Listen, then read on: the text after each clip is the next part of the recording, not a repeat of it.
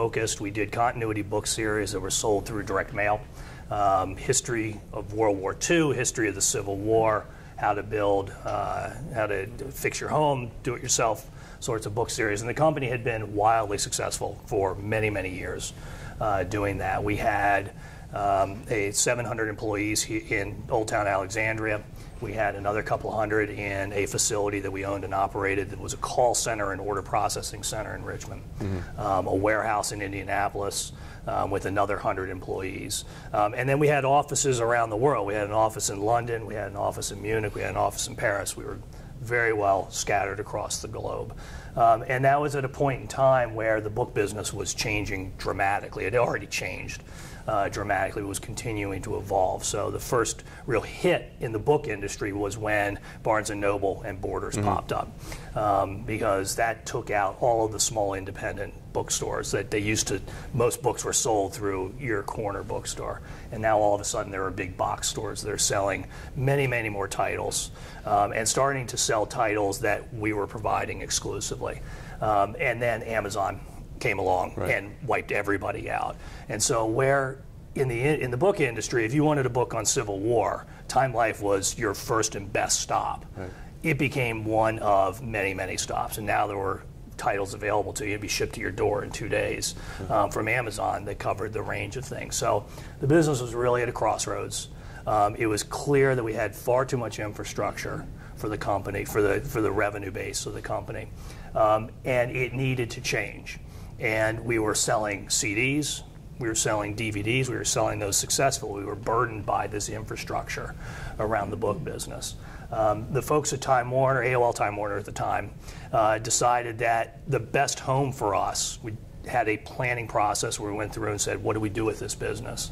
And we jointly, with the executives at AOL Time Warner, said that the best home for this business is outside of the AOL Time Warner corporate structure. So we were sold to a private equity group at the beginning of 2003 that agreed to take on the investment required to transform. And why was that? Why was that the best home? I was just curious. Were they saying basically, you know, we're not really sure where this book business is going. Let's get out of it and let them figure it out on their own. Yeah, we actually all knew where the book business was going. Yeah. It was going to be in a steady decline over a number of years.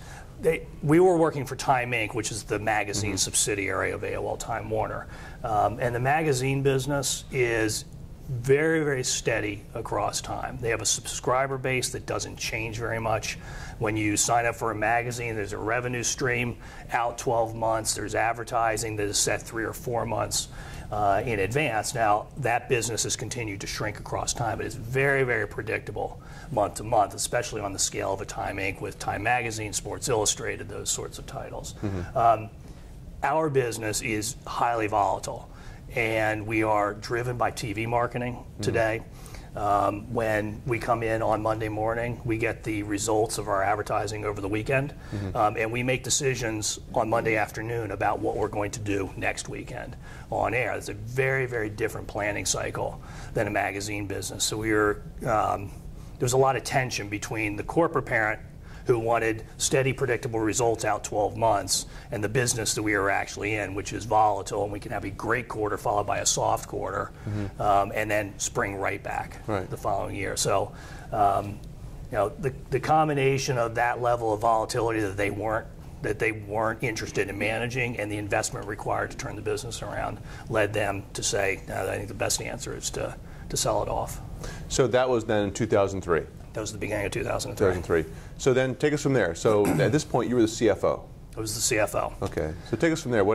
So anything you want to tell us about that transaction, or just what you did in terms of the company's direction from 2003 on? So it was immediately a completely different environment.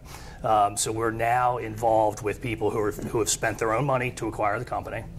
They've invested a lot of their monetary resources and are now investing a lot of their time. And so we had a plan in place that we started executing to streamline the operations. So we ended up closing the facility in Richmond. We closed the facility in Indianapolis. We shuttered all but 2 offices internationally and did all of that in about 12 months. So we had a project plan to do all of those things was a huge investment. There was just a lot of shutdown costs associated with that.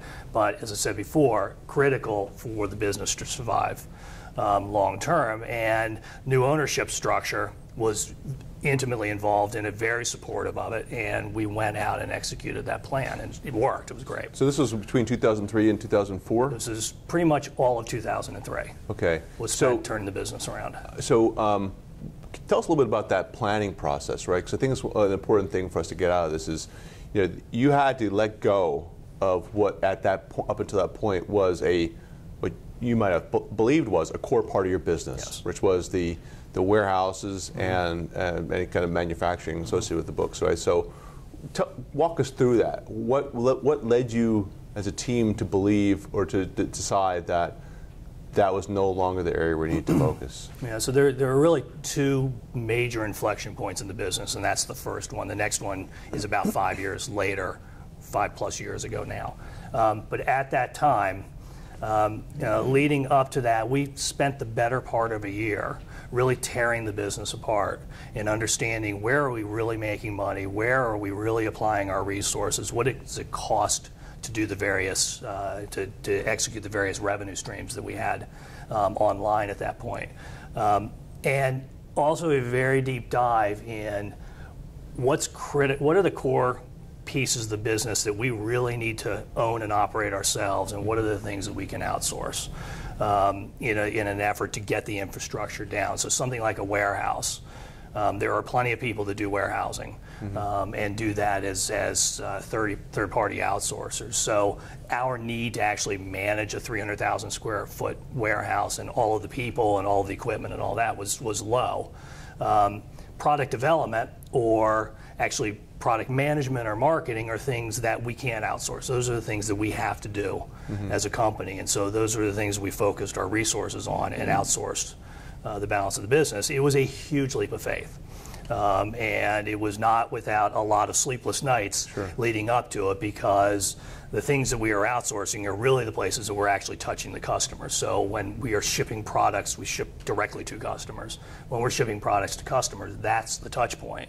When our call centers are taking customer service calls from customers, those are actually touch points. And so outsourcing that to somebody else and not doing it ourselves was a big loss of control. Sure. And so we obviously had to make sure that we had exactly the right partners in place to take that over. Do you believe it was the private equity? Was there a syndication? Was you had a number of private equity companies, or was it just one? It was one. There were two companies, one major investor and a minor investor that was actually the operating investor. Okay. Do you believe they were the driving force here, really, to make these changes? Were they the ones who helped you plural, see that the opportunities that were available in terms of outsourcing? Or what I'm trying to get out of here, really, for any of us in this room too, is it's tough to come up with these new ideas a lot of times, right? It's tough to let go of things that we've held on to for a long time, and divesting yourself of these kind of assets is a very tough decision. And I'm just curious if you feel it's the private equity relationship that helped push that along. Yeah, the plan was in place, and so we had said, here's what we need to do to turn the business around. Or actually not even really turn the business around because we were profitable, but really to grow it for the next 10 years. Where the new ownership group was instrumental were two places. One, just being supportive and helping to facilitate the execution of the plan.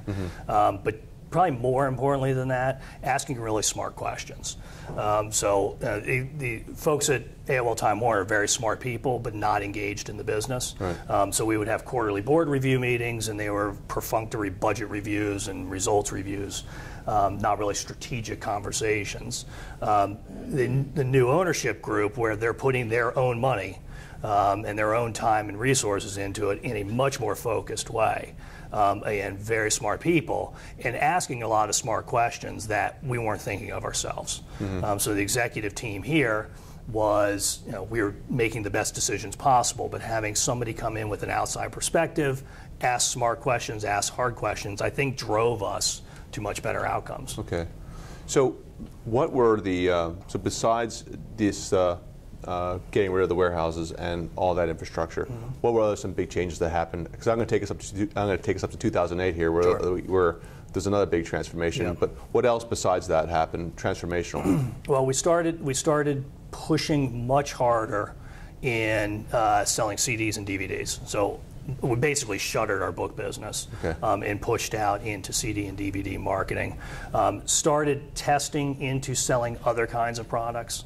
And I actually didn't give you much of a background as to what we do for a living, but we're multi-channel marketers. So we sell products primarily driven off of TV, but we also sell through websites and sell in retail.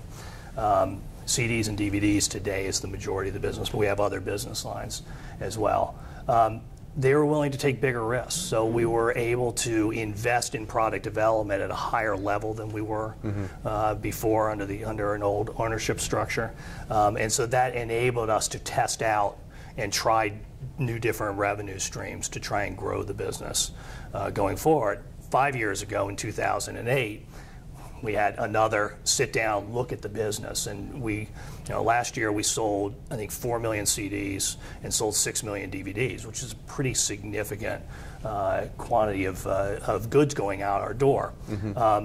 But you could see the writing on the wall. The music business, the music industry is in a 10% per year decline, and it has been for the last 10 years, and there's no signs that that's going to change.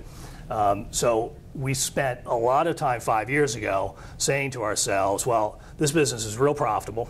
We're selling a lot of music product. We're selling a lot of DVD product. But the last CD will be sold at some point in time. Right? So, somebody will manufacture and sell the last CD the same way at some point somebody manufactured and sold the last 8-track. It's not a question of... What? The 8-track's gone? The 8-track is gone, sorry. You got a Betamax. So it wasn't really a question of if that portion of our business, which was at that point the foundation of the business, if it's going to go away. It's a question of when it's going to go away. And it wasn't going to happen in the next 3 or 5 years, sitting in 2008, but it wasn't going to take 20 years. So it was somewhere in that kind of medium term. And so again, we took a very hard look at the company. And assembled a team of people from across the entire business, all disciplines, all levels in the organization, a team of about 10 people, and just did a very, very deep dive on what is it that we do, what is it that we do well, what is it that we do well that is a competitive advantage against the other people in the marketplace. And once we got down to that real baseline, here's what we are fundamentally as a company. Okay, how do we take that and do something with it? And I think if you go around the room here or ask anybody, they will tell you, yeah, I know what we do well as a company, and I can rattle those 3 or 4 things. But if you really study it hard and really dig very deeply, I think the answer is a little bit different than what you get on the surface. So that's actually hard to do, though, right? I mean, it's very difficult. Did you... Yes, I do that stuff for a living, so I'm going to ask the question, did you have anybody from outside to help facilitate through that kind of thing? I mean, was there anybody who helped you? I mean, not that it was all about the facilitator, but just curious, how are you able to look outside and ask those tough questions about what are we really good at? You and I had not met at that point in time, so I didn't hire you, but yes, we did. We had somebody like you who helped us with that. So it was a facilitator, and he had 2 staff members with them. And I think it was critical because having somebody who is not really invested in the answer and isn't participating in the conversations, but is helping to facilitate the conversations, really kept things moving forward. I don't want to make this about me, by the way. No, I wasn't speaking about you. I didn't want to make it about strategic consulting or anything like that. I just was curious because that is difficult to do. So besides having a facilitator, what was other things that helped you to go through this tough soul searching, right? I mean, how are you able to figure out 2 questions. How are you able to figure out, about the 10 people together from around the country, you're able to figure that out. And then 2, what were the things that you discovered during that process? So it was, we went off site a couple of times. So we went down to the Eastern Shore for 3 days at a time and locked ourselves in a room and spent a lot of time up front planning what are we going to talk about. And I wasn't predisposed to the answer, but I knew we got to what the process needed to be to get to that answer. And spent a lot of time pushing and pushing and pushing on, is that the right assumption? Are we thinking about it right? Is there a different way to think about it? And that's where having people from across the organization was important, because they brought different perspectives to the table. Ultimately, we came down to, there are two things that we're really good at. There are a lot of things that we're good at. There are two things that we're really good at as a company and that make a difference. And one of them is the ability to package and market nostalgic entertainment. So the base of the business is selling nostalgic CDs, music from the 70s, 60s, 50s, 80s, 90s, nothing current. 90s is nostalgic now? No, 90s is now nostalgic. A little side point, people, this is interesting, I think, people relate their music choices to the year they graduated from high school. So it's, and you find that it's not always true, but you find that that's true. Not true for me, but okay. Yeah. For a lot of people, it is true. And so we go from high school graduation, go out about 20 years, and then sell back as nostalgic music. Wow. Now I got distracted. That's very interesting. So that was one of the things you're good at, packaging the nostalgia. Yeah, so we are really good at packaging up nostalgic entertainment and finding that emotion that makes people buy things. That was one. The second thing that we are really good at is bringing new products to market in this multi-channel format. So using television, mass media as a driver, but doing public relations to support product launches, doing web campaigns, launching in retail and selling products in retail. So there was this expertise in the business around multi-channel marketing that a lot of people don't have. So boiled the company down to the essence of those two things and said, okay, great. With those two things, what can we do as a business going forward? And it ended up launching 3 separate new business lines for us. The first was, off of that nostalgic entertainment legacy and expertise in the business, take that into live entertainment. Yeah. So a lot of the people who we think of as nostalgic entertainers still perform.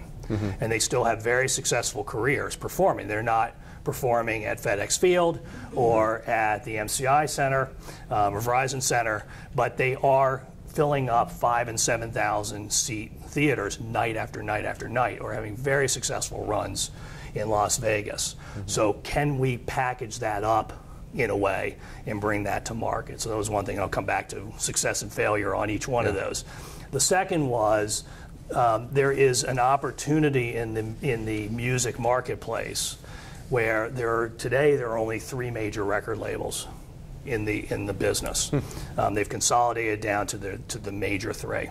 There are a lot of independent record labels that have very small operations, and there's really nobody in the middle. And so we thought we had an opportunity, using our marketing strength, to try and fill that middle tier.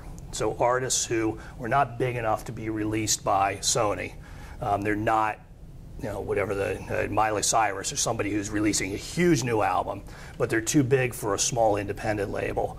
We were talking at lunch. Garth Brooks at the time didn't have a record deal. He was releasing an album one at a time. He didn't have a multi-record deal. He's a huge artist. He sells a lot of CDs. He tours very, very successfully. But he's not selling so many CDs that the huge players want to be involved with him, and he's way too big for the little guys. So we thought we could play in that middle tier successfully. And then the third new revenue stream for us was around selling what we call lifestyle products, so products for the kitchen and home. Very far away from our nostalgic entertainment legacy of the business, but it does play very well off of our expertise in bringing new products to market and pushing them out through our multi-channel marketing. How did you figure that out? I mean, how did you stumble upon that? I mean, that is because it seems to me that is a departure from the classic entertainment area of your business. How did you stumble on that? Do you remember? No, yeah, very well. Here's what we're good at. We've got this thing, this multi-channel market and bringing products to market expertise that we really believe we're better than most people at it. We fundamentally think that we're really good at this and that we're differentiated from all the other people in the marketplace based on the things that we do well. So what do we do with that? And that led us to say, okay, well, there are other products that lend themselves to multi-channel marketing. And we put together a list of the 50 different things that we could go after, and then winnowed that list down to, okay, here are the things that we want to try first. So the biggest infomercial category is beauty. So, you know, the skincare and hair care and those sorts of things. It's not P90X? I thought it was P90X. That's right behind it. Fitness is right behind it. But, you know, today, meaningful beauty or any of the other products that have been so successful over the years, the biggest category. We chose not to go after that because some of the expertise in product development, the people that are good at that have chemists on staff. And they understand the FDA, and they understand things that we as a company just did not understand and couldn't really hope to get to efficiently. So we chose not to go after the biggest category. We actually did go after fitness and did that very successfully. And housewares was another thing that we thought we could do successfully based on the expertise that we had in-house. Now, we didn't do it by ourselves. We went out and backfilled where we didn't have expertise. So tell a story right now. We just this year launched a tabletop countertop oven in a joint venture with Wolfgang Puck, the chef. And we had met with a group in New York, an engineering group in New York that had this idea to bring the technology around pressure cookers into the oven. So they had this idea that they were going to create, and had patented this idea for creating a pressurized oven on a countertop. Seemed like a good idea. We thought we could market the heck out of it, but we had no ability to turn that into an actual product. So we partnered with Wolfgang Puck, who has a company that does engineering for him. And they helped us in a 50-50 joint venture. They worked on the engineering, they worked on the manufacturing in China to actually make this idea a reality. Puck was on HSN this weekend. He sold 15,000 pressure ovens in one day. They cost $279 a pop. It was the largest single day of kitchen electrics that Home Shopping Network has ever had. So if that had not gone well, I probably wouldn't have shown up for the interview today. It went extremely well. We had 15,000 units that we had sold to HSN. We were going to be very happy if they had sold through 10,000 of them.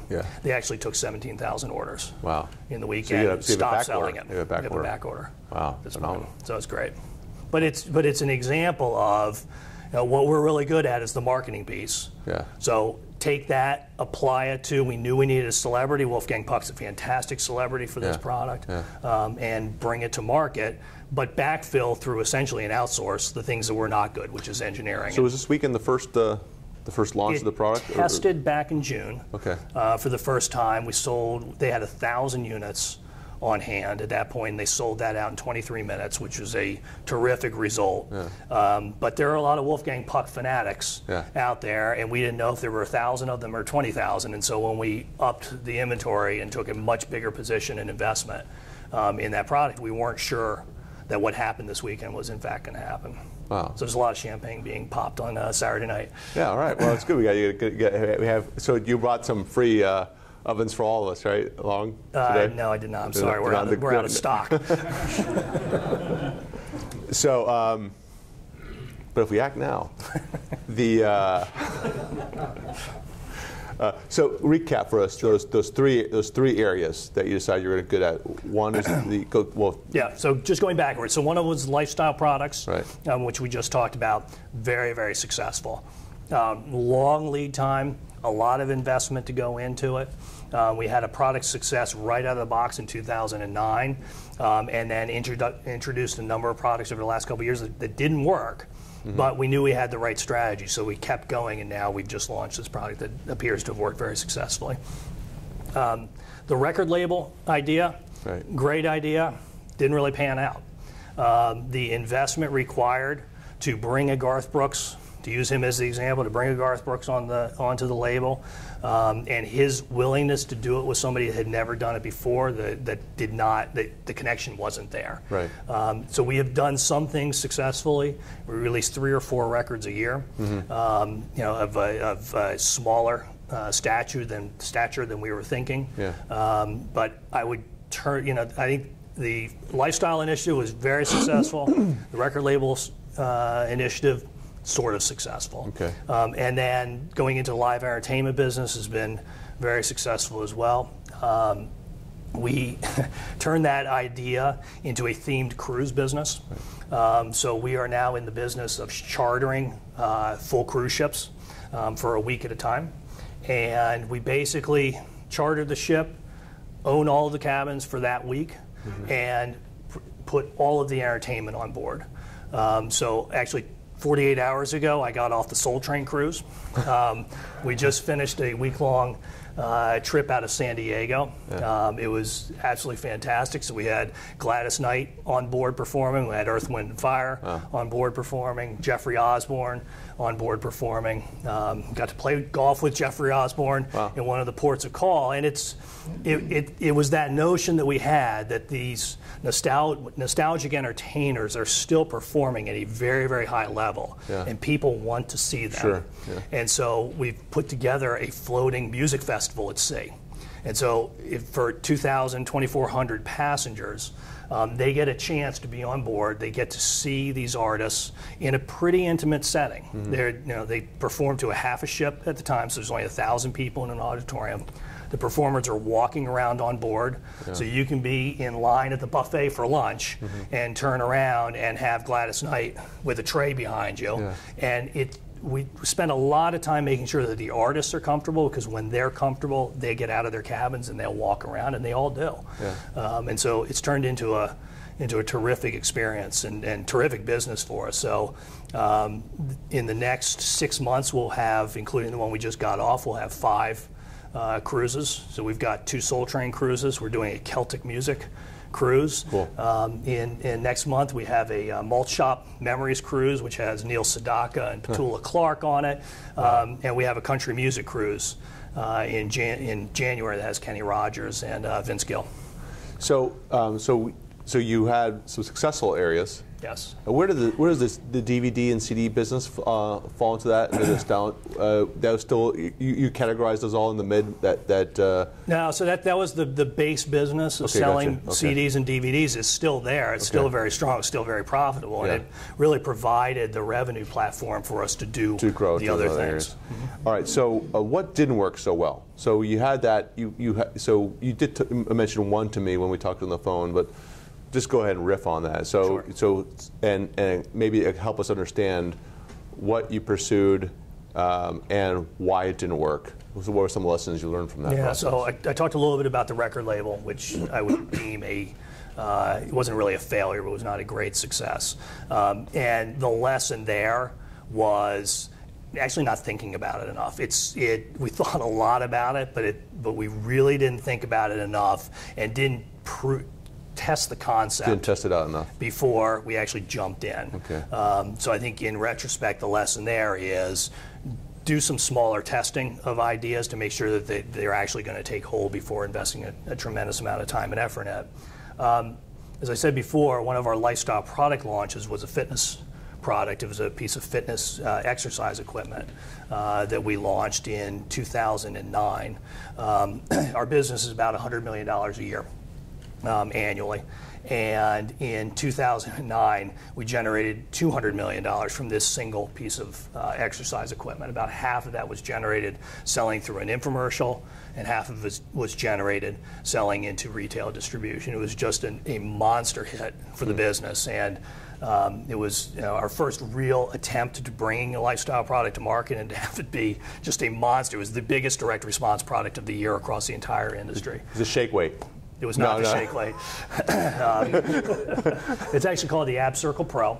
Some people may remember, I've seen it was all over the place at the time, and it looked like a saucer that you would use in the snow, and you got on it with rollers, and you rolled back and forth, and it toned your abs. It actually worked very well. So monster success. And we had a retail distributor that we were selling goods to that in turn sold them out into the marketplace. And in retrospect, they were in financial distress. There were a lot of warning signs along the way that the distributor was having trouble that we didn't pay attention to. And so about a year into the life of the product being out in retail, the distributor went bankrupt. And the distributor went bankrupt with $13 million of our inventory that they owed us on. And we got, I think I told you before, 3 cents on the dollar for that inventory. So you can do the math, 3 cents on the dollar and $13 million worth of inventory is a huge write-off that we took for the product. Even with that, it's still the biggest product we've ever had as a company. So in its entirety, we're incredibly very happy with the success of the program. But that one blow, when we actually realized that this company was about to file and there wasn't anything we could do about it, was just devastating. How could you prevent that from happening for yourselves? How could you have insulated yourself from that? Yeah, we should have known that there was trouble when their payments to us started slowing down. That's not a very subtle sign.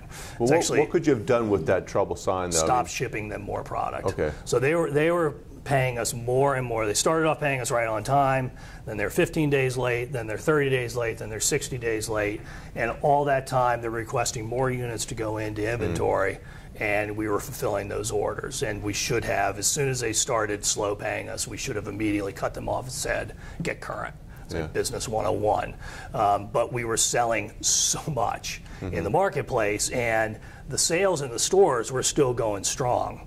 So there was an expectation that the units that we were shipping to them, they would ultimately monetize and would turn into payments back to us. Yeah. So how much trouble could we get in not thinking through if they go under, then we have absolutely no ability to go after them. Right. So it was an incredibly hard lesson to learn. Well, so we got only about 10 minutes left, and I want to open up for questions, but I want to ask you just a quick question about leadership. Sure.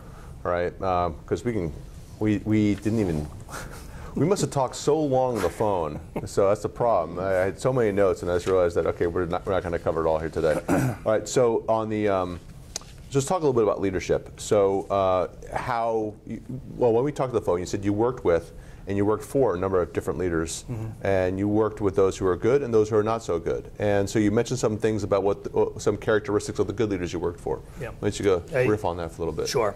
I am a huge believer in the notion that successful leaders are authentic leaders. And in order to really be a good leader in any setting, you have to really understand who you are as a person, what you do well, what you don't do well. And the leaders that I have worked alongside or worked for in my career, who are truly great leaders, are the ones that truly understand who they are. And take that understanding, nobody is good at everything, and take that understanding of the things that they're not good at, and work to change it. Or if you can't change it, work to fill in that gap in some other different way. We talked on the phone, the notion of being a calm, self-assured leader, I think is critical. So I recently read someone who said, be responsive, don't be reactive. Yeah. And if people come to you as a leader with bad news, because not everything goes right all the time, being responsive to that, which means take that news on, figure out how to fix it, and change things going forward, is very different than being reactive to it. And I think a leader who reacts negatively in situations like that, in the long run, is really hurting their chances for success, because people will stop coming forward with good and bad news when you're a reactive leader. And I'll give you an example of being an authentic leader. Years ago, when I was just starting out in a leadership role in the company, they sent me to a week-long leadership development event out in Colorado. And they followed us around. There was a group of maybe 20 executives who were going to go through this program. And they followed us around on camera in all the sessions. And there was a psychologist assigned to 2 people in the group. So I had a psychologist that I shared with somebody else. I didn't know who it was at the time, that was observing our behavior through the entire week-long process. Well, they're actually very good at being in the background, so you didn't see it. And then midweek, and then at the end of the week, you sat down with your psychologist and reviewed, you took a whole battery of tests and all that, and reviewed personality tests, your work style tests, a lot of 360 stuff that your people around you in the organization had filled out, and the results of this psychologist watching us all the time. And they'd actually filmed a lot of sessions. And one of the sessions that was just actually transformational for me was we had a small group of people, maybe 5 people, given a business case. And I today don't recall what that was, but there was some challenge that as a group we had to solve the problem that had been presented to us.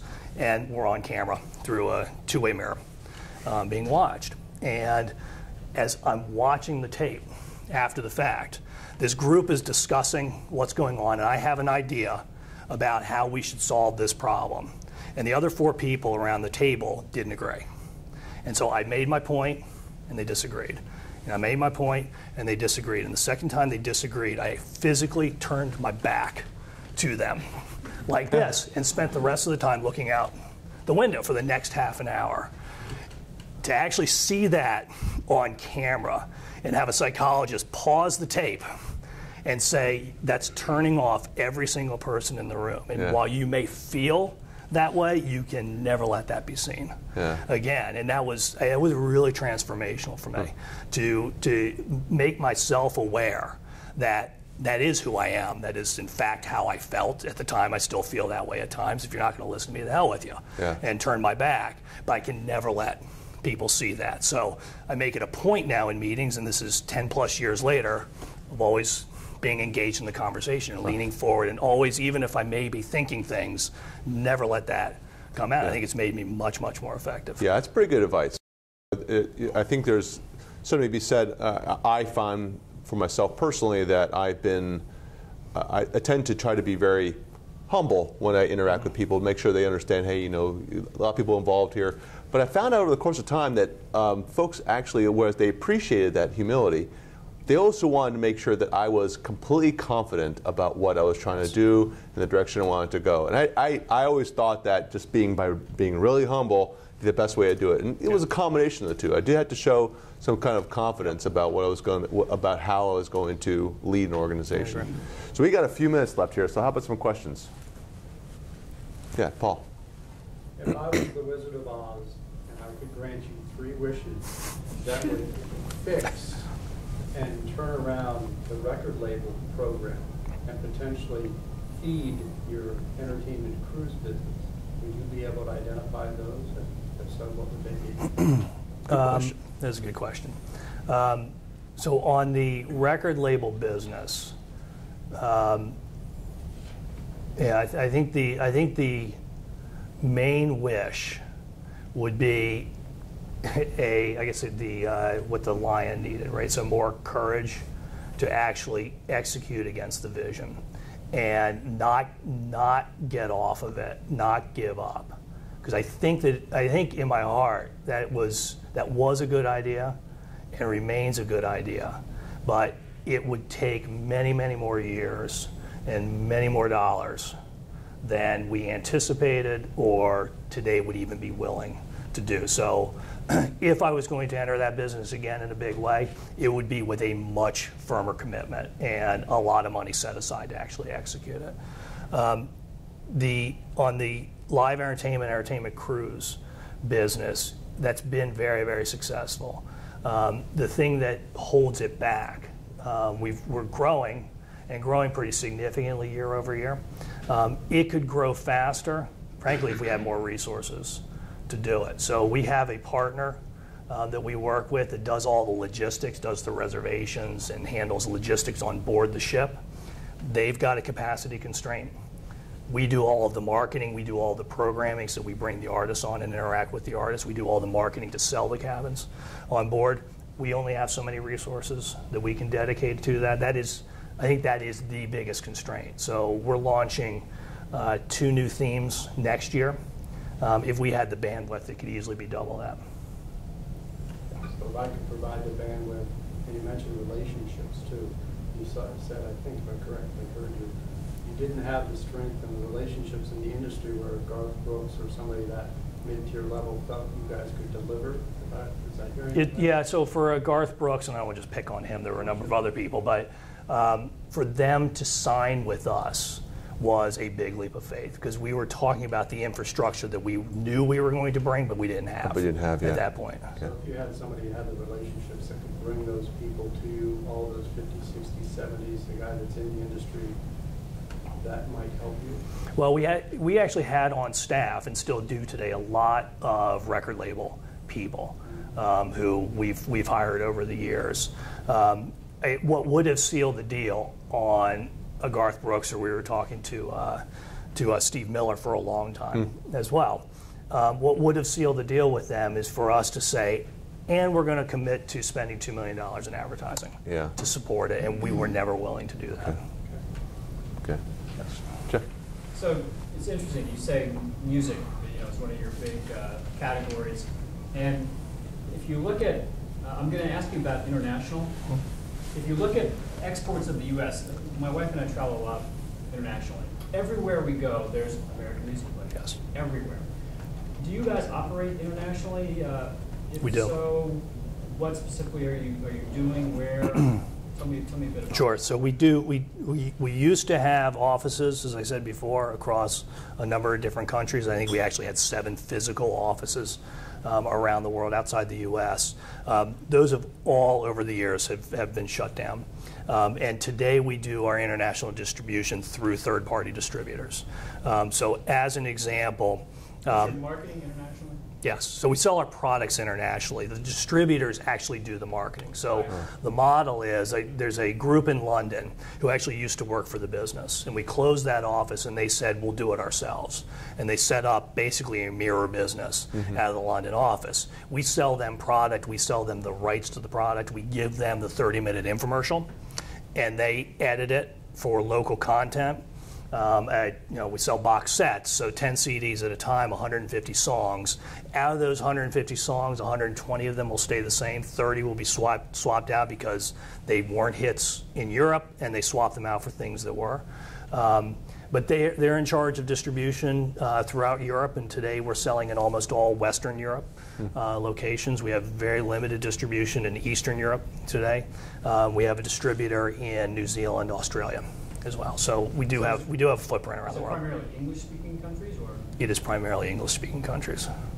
Although Germany is a huge country music market for us, so go figure. Oh, yeah, go figure that one. Yeah, Rahini. Would you have any advice for a services type industry on how to insulate yourself from the chapter filing or Oh, good question. the large business crime that may be faltering?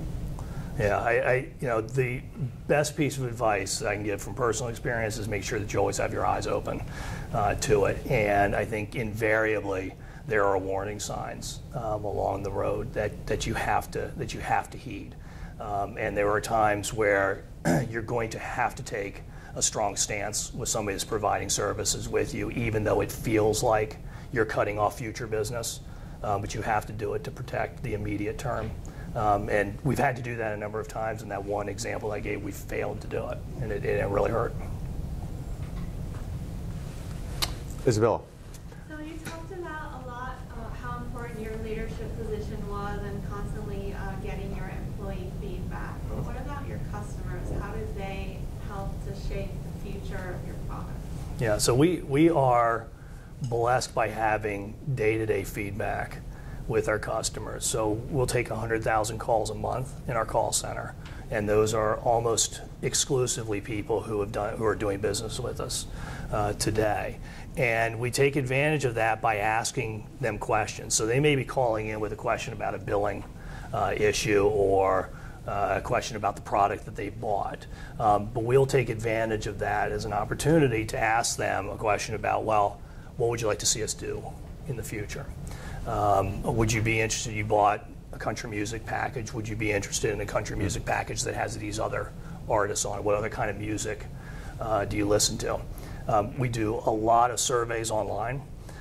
We have an email campaign that we run, it's a revenue generating campaign, And actually the best revenue generating emails we do are surveys of consumer preference and asking their opinions, and they get 20% off if they complete the survey. That's probably worth the price of admission alone for this There thing. you go. So that is by far, we would do a survey every week if we could get away with it because of the responsiveness to that. People love to be asked, what do you think? And you're a consumer of Direct Holdings products. What would you like to see us do in the future?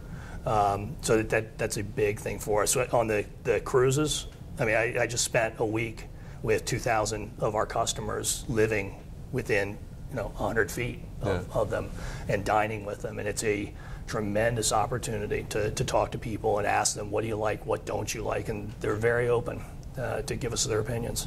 Well, now it's 1:33. Up to you guys if we leave. Okay, Ross, it's Ross, right? Yeah, you had a question. Got time for? Sure. Yes. Yeah. My question is really that you get a major catalyst at the beginning when AOL Time Warner decided they wanted to divest the business to re-look at it and say, what are we good at, and start looking at that core competency. What do you have in place to systematically do that and make sure that you continue to see the writing on the wall? That's a great question. Yeah. So we did it again 5 years later. And there the catalyst was there was not any transformative event to the business that drove us to take a hard look at it. It really was more of a sitting down and spending some time thinking as the leader of the organization and thinking, that this is a long-term problem that we have as a company and we better solve it, or whoever's sitting in my chair later is going to have a much bigger problem on their hands. And that's a hard thing to do, because every single day there are people lined up outside my office that have a problem to solve in the next 5 minutes. And so finding that time and setting aside the time to actually really think about where are we going as a company. It's so easy to get caught up, as you all know, get caught up in the day-to-day minutia and fail to think very broadly. Well, frankly, that's out of anybody in the organization, I'm being paid to do that more than anything else. Solving whether the coffee maker is working or not is something I shouldn't be spending zero of my time on. I should be spending my time thinking about the business strategically.